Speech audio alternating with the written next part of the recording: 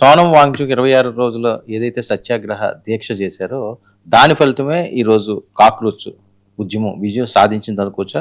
మరొక వైపు వాంగ్చుక్ దేశద్రోహి అంటూ విమర్శలు. దీన్ని ఏ రకంగా మీరు విశ్లేషిస్తారు? ఎస్ అంటే ఇప్పుడు సోనం వాంగ్చుక్ పాత్ర ఏంటి, అసలు దీన్ని దేశద్రోహి అంటారో, లడక్ నుండి చైనాకి కొంత భూభాగాన్ని అమ్మడానికి ట్రై చేశారు అనుకుంటూ ఆయన మీద ఉపా చట్టం ప్రకారం సెక్షన్ 17 సెక్షన్స్ ప్రకారం ఆయన కేసు పెట్టి కొన్ని రోజుల పాటు నెలల పాటు ఆయన జైల్లో ఉండడం కూడా జరిగింది.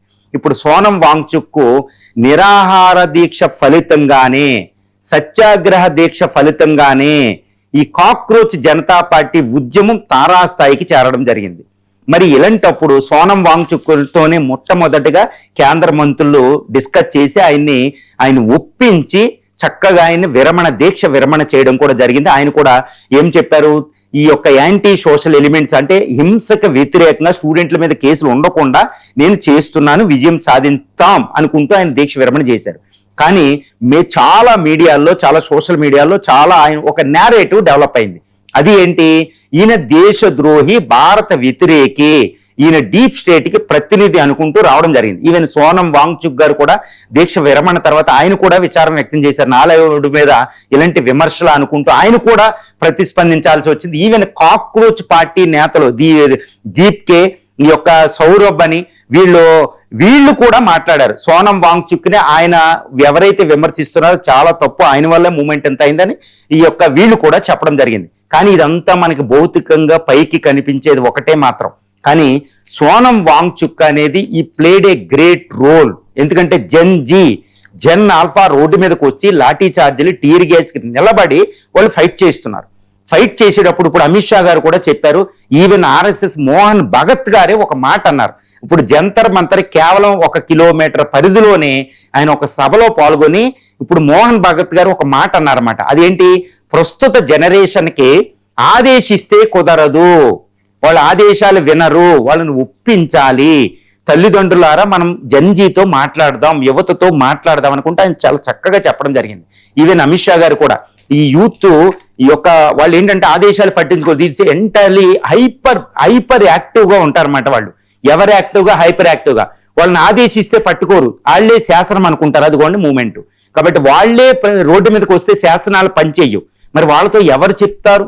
ఎవరు అంటే ఎల్డర్స్ గైడ్ చేయాలి. ఇప్పుడు సోనం వాంగ్చుక్ రోల్ చూద్దాం.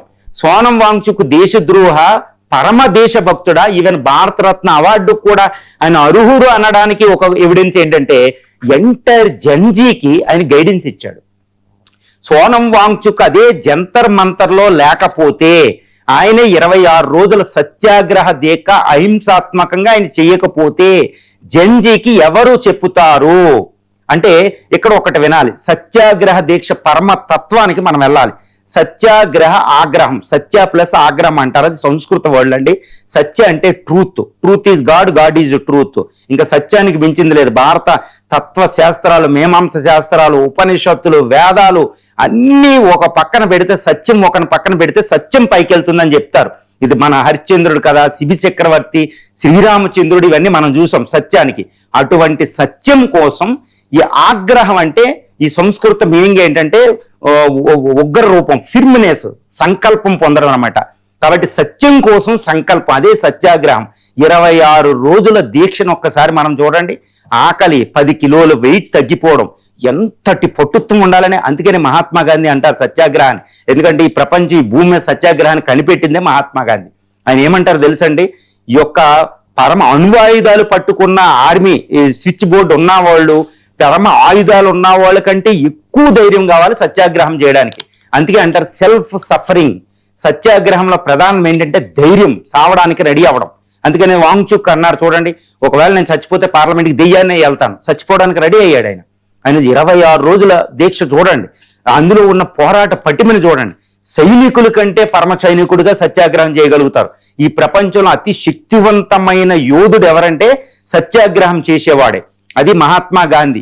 అందుకని ఎంటైర్ బ్రిటిష్ సామ్రాజ్యం ఆయన ముందు కాళ్ళ దగ్గరకు వచ్చింది. Entire Winston Churchill, the great trio of the second world war winner, Stalin, రూజ్వెల్ట్తో ఆయన ఏమంటాడంటే గాంధీని ఆఫ్ నెక్కడ్ ఫకీర్ అంటాడు. చూసుకోండి, ఒక ఉప్పు సత్యాగ్రహం మనం గమనిస్తే ఐన్స్టీన్ అంటారన్నమాట గాంధీని. ఐన్స్టీన్ ఏమంటారంటే such a man walked on the earth surface is unbelievable to the future generation. Einstein కంటే మనకు గొప్ప సైంటిస్ట్ ఏమి లేరు, అది మనకు తెలుసు. ద గ్రేట్ ఐన్స్టీన్ వచ్చే మహాత్మా గాంధీ కాళ్ళ మీద పడి ఇలాంటి వ్యక్తి రక్త మాంసాలతో తిరిగాడంటే భవిష్యత్తు తరాల బతకలే, ఈయన గాడ్ అంటాడు. గాడ్ నమ్మనే గాడ్ ఐన్స్టీన్ గాడ్ అని పొగుడుతారు. చార్లీ చాప్లిన్, లియో టోల్స్టాయ్ మనం గుర్తుపెట్టుకోవాలి. ఎంటర్ మహాత్మా గాంధీ చనిపోయినప్పుడు 200 దేశాలు తమ పతాకాలు దించి సంతాపం ప్రకటిస్తాయి. అదే టైంలో ఒక ఆయన అంటాడనమాట, మహాత్మా గాంధీ ఆయనకు ఒక చెప్పులు జత ఇవే ఉంటాయి, ప్రపంచంలోనే poor man, but is the spokesman of the humankind, conscience of the humankind. ఈ ప్రపంచంలో అంతరాత్మక మాటలు ఇవ్వగలిగేవాడు గాంధీ అంటాడు. ఆ ఫ్రెంచ్ అధ్యక్షుడు ఏమంటాడంటే, ఈ భూమి మీద గాంధీ అంటే నాకు తెలియదు, గాంధీ నేను ఎప్పుడు చూడలే, కనీసం చూడలేదు, ఫోటోగ్రాఫ్లు చూశానంతే, ఆయన దేశానికి కూడా నేను అడుగెట్టలే ఫ్రెంచ్ అధ్యక్షుడు అంటాడు. కానీ ఈ రోజు గాంధీ చనిపోతే నా ఇంట్లో ఒకడు చనిపోయినట్టు నేను ఫీల్ అవుతున్నానని చెప్తాడు. చూడండి ప్రపంచం అంతా ఇది. గాంధీ చనిపోయిన తర్వాత అప్పుడు అంటారు అనమాట, is a still to come, is achievements are still to come అని. మరి 7 కాంటినెంటల్లో 5 ఖండాల్లో 7 నోబెల్ పీస్ ప్రైజ్ చేశాడు. అది సత్యాగ్రహం. నెల్సన్ మండేలా అదే రాజుగారి దగ్గర తలముక్కుతారు వచ్చి, యాసర్ అరాఫత్, ఇలా ఎంత మందో మనకు ఉంటారు కదా. మరి అదే వాంగ్ చుక్, ఇదే సత్యాగ్రహం. ఒక్క విషయాన్ని మర్చిపోకూడదు. ఈ రోజు ద హిందూ న్యూస్ పేపర్ చక్కగా అభివర్ణించింది స్టూడెంట్ యొక్క కాక్రోచ్ దాన్ని. నేను కూడా I'm subscribing to the Hindu paper opinion అనమాట. ఏంటంటే this nation is born out of the non violent satyagraha movement. అది కాదంటే మనం తప్పు. ఇదే సత్యాగ్రహ మూమెంటే ఈ రోజు వాంగ్ చుక్ ఎదుర్కొన్నాడు. ఈ వాంగ్ చుక్ ఏంటంటే జంజీని ఇప్పుడు మోహన్ భగత్ గారు అన్నట్టు ఎవరు ఆదేశించలేరు. శాసనాలు ఏం పనిచేయ వాళ్ళు రోడ్డు మీదకి వస్తే వాళ్ళని వాంగ్ చుక్కు సత్యాగ్రహ ప్రేమ భావం, విశ్వ మానవ ప్రేమ ద్వారా, తల్లి ప్రేమ ద్వారా వాళ్ళ ఓదార్చి వాళ్ళని గైడెన్స్ ఇచ్చాడు. కాబట్టి వాళ్ళు వైలెంట్కి వెళ్ళలేదు. గుర్తుపెట్టుకోవాలి మన విషయం. కాబట్టి వాంగ్ చుక్ని ఈరోజు ఏమనాలి, చట్టాలు ఏ ప్రభుత్వాలు ఏ ఆర్మీ కూడా ఆపలేని ఒక యూత్ ని జంజీ జన్నాల్పాని వాంగ్ చుక్ తన విశ్వ మానవ సత్యాగ్రహం, ఈ స్పోక్స్ మ్యాన్ కాన్సైన్స్ అంటారు, అంతరాత్మ ద్వారా ప్రేమభావం ద్వారా జంతర్ మంతర్లో కట్టిపడేశాడు. సో ఈ గైడెడ్ ది యూత్. ఈ రోజు వాళ్ళు విన్నారు మాట, వాంగ్ చుక్ మాట విన్నారు, తల్లిదండ్రుల మాట. ఇదే అభిజిత్ దీప్ కి తల్లిదండ్రుల మాట వినలే, కానీ వాంగ్ చుక్ మాట విన్నాడు. గుర్తుపెట్టుకోవాలి, దిస్ ఈజ్ ద పవర్ అనమాట. ఇప్పుడు వాంగ్ చుక్ మనం భారతరత్న ఇవ్వాలా, పద్మవిభూషణ్ ఇవ్వాలా, లేకపోతే ఆయన దేశద్రోహి అనాలా? ఇది అనమాట. This is the very important అండి. వాంగ్ చుక్ నా దృష్టిలో ఆయన భారతరత్నకు అర్హుడు, దేశద్రోహి కాదు. ఎందుకంటే ఎంటైర్ యూత్ కి ఆయన ఈ విశ్వ మానవ ప్రేమ సత్యాగ్రహం భారత సంస్కృతిలో నుంచి గుర్తుపెట్టుకోవాలి. మహాత్మా గాంధీని ఎందరు విమర్శించినా మహాత్మా గాంధీ రామనామాన్ని జపించినట్టు ఎవరూ జపించలే. మహాత్మా గాంధీ రామనామం అంటే కేవలం హిందువులు కాదండి, అన్ని మతస్థులు వెళ్ళారు. ఐన్స్టీన్ అంటోడు వీళ్ళు కూడా వచ్చారు. ప్రపంచంలో లియో టోల్స్టాయ్ అంటూ వచ్చారు. ఆయన రామనామం ఎంతటి ఈ విషయంలో చెప్తున్నాడు. రాముడు రామ భక్తిలో ఒక మూర్ఖుడుగా ప్రవర్తిస్తాడు మహాత్మా గాంధీ. ఎందుకంటే వాళ్ళ భార్యకి ఒకరోజు జ్వరం వస్తుంది.